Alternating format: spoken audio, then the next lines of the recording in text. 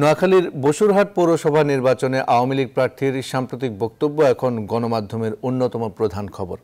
নিজ দলের নেতাদের সমালোচনা, ভোট ব্যবস্থার পরিবর্তন আর সমাজ পরিবর্তনের রাজনীতিবিদদের ভূমিকা নিয়ে তার বক্তব্যে আলোচনা সমালোচনা ঝড় উঠেছে গণমাধ্যম থেকে শুরু করে সামাজিক যোগাযোগ মাধ্যমে। কেন তিনি এসব বক্তব্য দিচ্ছেন, তার দাবি বাকি এসব নিয়ে সহকর্মী আশিকুর রহমান শ্রাবণ মুখোমুখি হয়েছিলেন মির্জা কাদেরের। চলুন দেখে আসি সেই সাক্ষাৎকারের প্রধান অংশ।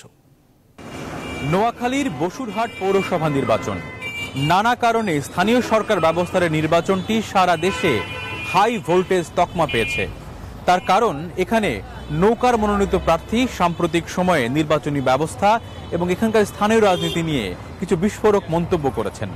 তিনি কেন সেই মন্তব্যগুলো করেছেন এবং তার প্রেক্ষাপটে তিনি কি বলতে চান, সেগুলো নিয়ে নিউজ 24 মুখোমুখি হয়েছিল আব্দুল কাদের মির্জার। আমার ভোট আমি দেবো, যাকে ইচ্ছা তাকে দেব, এটা নিশ্চিত করতেছে। এটা চলতে পারে না দেশে এভাবে। কতদিন চলবে? জননেত্রী শেখ হাসিনাকে আমরা সহযোগিতা করা উচিত। আর কে আছে? স্বাধীনতা বঙ্গবন্ধু দিয়ে গেছে।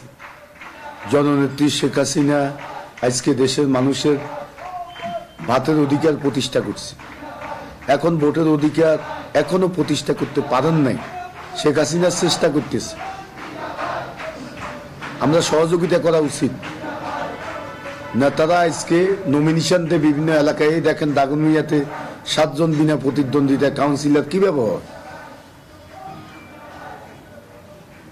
দৈহিক শক্তি প্রয়োগ করে তারা হয়েছে।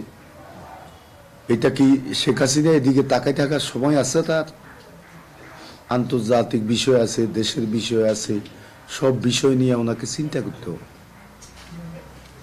এটা আমাদের নেতাদের দায়িত্ব না? ওনারা কি করে? বড় বড় কথা বললে টাকা বসি বসি। ওনাদের কি কাজ? এই এখানে কেন এই অনিয়মটা হইল? কেন সন্দীপে, আমি দূরে কোথাও যাবো না, কেন সন্দীপে আজকে প্রতিপক্ষ বিরোধী দলের প্রার্থীরা রাস্তায় নামতে পারে না? এটা আমাদের নেতারা দেখে না? এটা শেখ হাসিনা অর্জনকে ধ্বংস করছে না? শেখ হাসিনা এত উন্নয়ন করল, তাহলে এরা এদের কেন জনপ্রিয়তা নাই? কেন এরা ভোট ডাকাতি করতে হবে? এত এত উন্নয়ন শেখ হাসিনার। এটা আমরা যার যার অবস্থান থেকে এটার বিরুদ্ধে সোচ্চার হতে হবে। এটা কোনো অবস্থায় চলতে দেওয়া যায় না। আর অনিয়ম, এই যে নোয়াখালীর এই যে রাজনীতি, এখন অপরাজনীতি, এখানে ত্যাগী নেতারা সবাই হারিয়ে যাচ্ছে আস্তে আস্তে।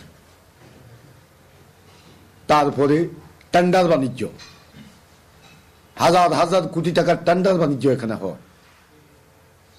তারপরে চাকরি বাণিজ্য।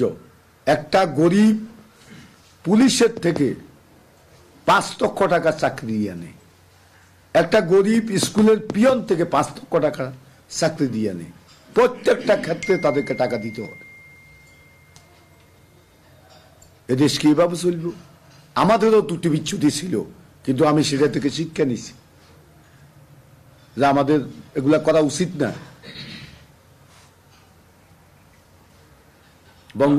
জি, আপনার এই সত্য ভাষণটি আসলে আপনার দলেরই কিছু মানুষজন অপব্যাখ্যা করার চেষ্টা করছে। আমরা ঢাকায় বসে কে কি বলছে আমার তো আমার বিষয় না। ফারুক সাহেব বলছে আমি পাগল উম্মাদ। এই ফারুক সাহেব যেখান থেকে নির্বাচন করে, আপনারা জানেন 99% মানুষ আওয়ামী লীগ করে, সেখান থেকে নির্বাচিত হয়েছে। উনি মন্ত্রী ছিল, এখন উনি মন্ত্রী নাই। তো এটা থেকে কি বোঝা যায়? মন্ত্রী আগে ছিল, এখন নাই। নিশ্চয় ওনার কোন ত্রুটি আছে, সেজন্য উনি মন্ত্রী হন নাই। ওনার মুখে এটা সাজা। তারপরে হানিফ সাহেব বলছে কি দায়িত্বশীলতার অভাব আছে। তো আপনি দায়িত্বশীল ব্যক্তি, আপনার কুষ্টিয়াতে বঙ্গবন্ধুর ভাস্কর্যটা ভাঙলো, হানিফ সাহেব আপনি কোথায় ছিলেন? আপনার কি দায়িত্বের প্রতিশোধ দিচ্ছেন? বাবু সমালোচনা করে আমি মাঠ গরম করার জন্য এগুলা করতেছি। দুর্নীতির মামলার তার তদন্ত হচ্ছে, খবর আছে। ওই যে বিএনপির কি একটা প্রিন্স বক্তৃতা দে, তারা, আমি বলি লোকাল পলিটিক্সের কথা, আমি বলি নোয়াখালী এবং ফেনীর পলিটিক্সের কথা, ফেনীর ভোটের কথা। তারা বলে, তারা ওই যে জাতীয় ভোটের কথা বলে। জাতীয় ভোট বাংলাদেশের এই যে ভোটগুলারে ভোট প্রথম নষ্ট করছে কে? জিয়াউর রহমান হানা ভোটের ভিতর দিয়ে ভোট নষ্ট করছে। 1991 সালের নির্বাচন, সে নির্বাচনটা তত্ত্বাবধায়ক সরকারের অধীনে হয়েছে। সে নির্বাচনে ওনারা সরকার গঠন করছে, ঠিক আছে, কিন্তু আর একটা নির্বাচন দেখান, এই নির্বাচনটা তারা সুষ্ঠু নিরপেক্ষ করছে। প্রিন্স সাহেব যে বলে এই কথাগুলা নির্বাচনের বিষয়ে, জননেত্রী শেখ হাসিনা প্রশাসনের নির্বাচন করে, ওইটা করে, সেটা করে। জননেত্রী শেখ হাসিনার আমলে অনেক ভালো হয়েছে। 21 বছর আপনারা বিনা ভোটে ক্ষমতায় ছিলেন। জননেত্রী শেখ হাসিনার আমলে অনেক দৃষ্টান্ত আছে যে একটা অবাধ সুষ্ঠু নিরপেক্ষ নির্বাচন হয়েছে। এখন আমার ভয় হইল একটা, এরা হয়তো রং লাগাতে পারে এই দুইজন। আরেকটা হচ্ছে, আমি যতটুকু শুনেছি বিএনপির প্রার্থীকে আমাদের নোয়াখালীর এই যে এমপি, তার সাথে সম্পর্ক আছে।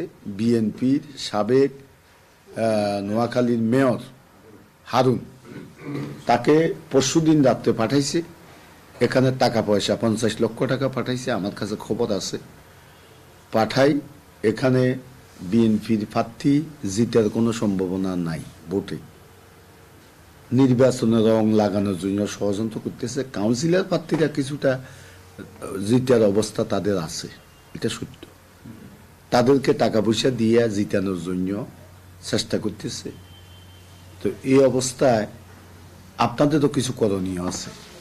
আপনারা সাংবাদিক ভাইয়েরা, আপনাদেরকে আমার আবেদন আপনাদের প্রতি, আপনারা প্রত্যেকটা কেন্দ্রে ভাগ করিয়া দিয়া সকাল থেকে ভোট গণনা পর্যন্ত থাকি, যাতে একটা অবাধ সুষ্ঠু নিরপেক্ষ নির্বাচন আমরা সবাই মিলে উপহার দিতে পারি। এই ধরনের একটা পদক্ষেপ যদি আপনারা নেন, এই এলাকার মানুষ আপনাদের প্রতি কৃতজ্ঞ থাকবে। ইলেকশন কমিশনার স্থানীয় নাকি? আমাদের এখানে ইলেকশন কমিশনার সাদাত সাহেব আছেন, উনি গতকালকে আসার কথা ছিল, রহস্যজনক কারণে আসেন নাই। এজন্য আমি আগামীকালকে একটা সমাবেশ দেখছি, সেখানে আমি কথা বলি, উনি আসেন নাই। আর এদের অবস্থান তো আর কি বলুন, এখানে প্রিসাইডিং পুলিং অফিসার দিছে ম্যাক্সিমাম জামাত বিএনপি। আমাকে হারানোর কোন সুযোগে নেই, কিভাবে হারাইব, প্রশ্নই উঠে না। আমি এটা নিয়ে চিন্তা করি না, কিন্তু এই ষড়যন্ত্রটা করতেছে, চেষ্টা করতেছে। এগুলা সব খারাপ লোক হলে নোয়াখালী ডিসি, তার মুখের সাথে একরাম এমপির মার্কস, সে নোয়াখালীর অভিভাবক, তার মুখে একটা এমপির মার্কস লাগানো, এটা তো দুঃখজনক। সে তো নিরপেক্ষতা প্রমাণ করতে পারে না। এগুলো আপনারা দেখা উচিত। আপনারা সাংবাদিকদেরকে আমি বিবেক, জাতীয় বিবেক বলি, সত্য কথাটা আপনারা তুলি ধর, না ধরলে এ জাতি ধ্বংস হয়ে যাবে। বঙ্গবন্ধু দেশ স্বাধীনে এগুলা করার জন্য করে নাই। আমরা গরিব একটা মদ বিক্রি করে তারে মারধর করি, থানায় দিই, এদের বিচার, এদেরকে মারি লাভ কি? এরা অনেকে অভাবে করে। শুধু এদের বিরুদ্ধে ব্যবস্থা নিতে হবে আমাদেরকে, এটা বন্ধ করার জন্য। কিন্তু এদেরকে প্রথম ধরতে হবে। হ্যাঁ, পৃষ্ঠপোষক মানে এরাই জঘন্য, এরাই আজকে দেশকে এই খারাপ পথে নিয়ে যাচ্ছে। এগুলোর জন্য দায়ী তারা। একজন জনপ্রতিনিধি যদি এগুলা করে, এটা দুঃখজনক। এটা চলতে দেওয়া যায় না। দেশ, বঙ্গবন্ধু দেশ এজন্য স্বাধীন করে নাই। আমার শেষ প্রশ্ন সেটা হচ্ছে যে আওয়ামী লীগের সাধারণ সম্পাদক জনাব ওবায়দুল কাদেরও আপনার বক্তব্যের প্রেক্ষাপটে ঢাকা বক্তব্য দিয়েছেন, আপনাকে সংযুক্ত হতে বলেছেন। এই প্রসঙ্গে আপনার কি বক্তব্য আছে যদি আপনি একটু বলেন। উনি আসলে একটা দায়িত্বে আছেন, বুঝেন তো, জাতীয় রাজনীতি। উনি দায়িত্বে আছেন, দায়িত্বশীল কথাবার্তা ওনাকে তো বলতে হবে। আর ভাই হিসাবে আমাদের সাবধান করা বা ইয়ে করা অধিকার উনি রাখেন, সেই হিসেবে বলছি। আমার উপর তো কোনো চাপ নাই।